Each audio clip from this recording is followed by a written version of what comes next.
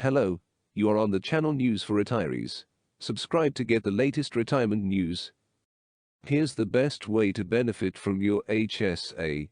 If you have a health savings account, here's one strategy worth employing.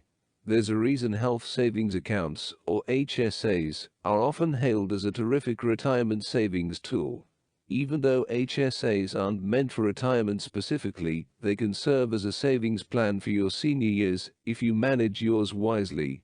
In fact, one key move on your part could really help you make the most of your HSA. Meanwhile, any HSA funds you don't need to withdraw immediately can be invested the same way you can invest your IRA or 401k plan. And just like with Roth IRAs and 401k right parenthesis S, your investment gains will be yours to enjoy tax-free. It's for this reason that it's a good idea to leave your HSA alone as long as possible, rather than take withdrawals for healthcare costs during your working years. If you constantly remove funds to pay for near-term medical care, you have less opportunity to grow your HSA into a larger sum. But if you leave your account alone for many years and pay for near-term medical expenses out of pocket, you might end up with a lot of money in your HSA by the time retirement rolls around. In fact, let's say you contribute $3,000 a year or $250 a month to your HSA over a 30-year period. Let's also assume you manage to grow that money at an average annual 8% return, which is a bit below the stock market's average. If you don't take withdrawals from your HSA, but leave the funds alone for 3 full decades, you'll end up with about $340,000. That's a nice amount of money to cover your healthcare costs in retirement. To be clear, once you enroll in Medicare, you can no longer contribute funds to an HSA. But you can absolutely use your existing HSA funds to pay for everything from Medicare premiums to deductibles to copays.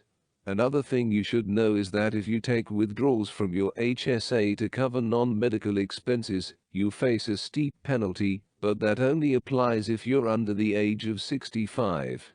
Once you turn 65, you can take HSA withdrawals for any purpose.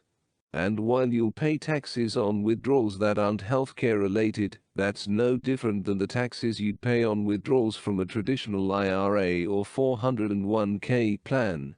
Put your HSA to work. Investing your HSA dollars and letting that money grow for many years is the best way to benefit from that account. As such, make sure to factor money into your budget for near-term medical bills and copays. This isn't to say that you can never tap your HSA in a pinch if you wind up in the hospital and your paycheck can't cover your medical bills. And you definitely should not take on costly medical debt if you have funds sitting in an HSA.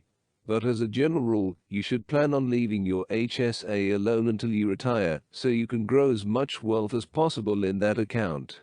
Don't tap your account for near-term expenses.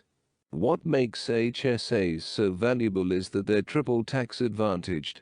With an HSA, contributions are made with pre-tax dollars, and withdrawals are tax-free, provided they're used to cover qualified healthcare expenses.